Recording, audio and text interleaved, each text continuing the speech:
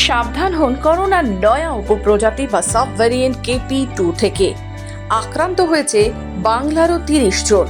কেন্দ্রীয় স্বাস্থ্য মন্ত্রক এমনই পরিসংখ্যান প্রকাশ করল।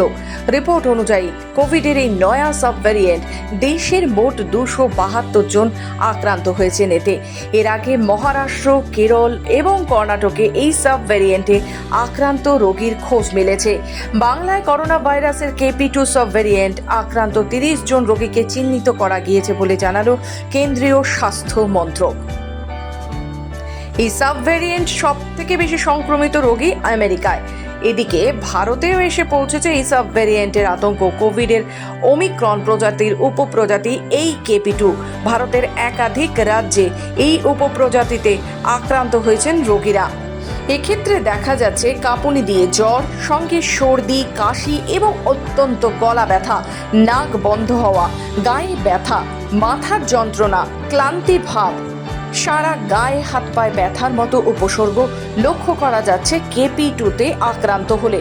অবশ্য কোভিডের এই নয়া রূপে আক্রান্ত হয়ে কেউ গুরুতর অসুস্থ হয়েছেন বলে এখনো জানা যায়নি। তবে এই উপসর্গগুলো দেখা যাচ্ছে এবং কাঁপুনি দিয়ে জ্বর, সঙ্গে সর্দি, কাশি, গলা ব্যথা, যার ফলে অস্বস্তিতে রোগীরা।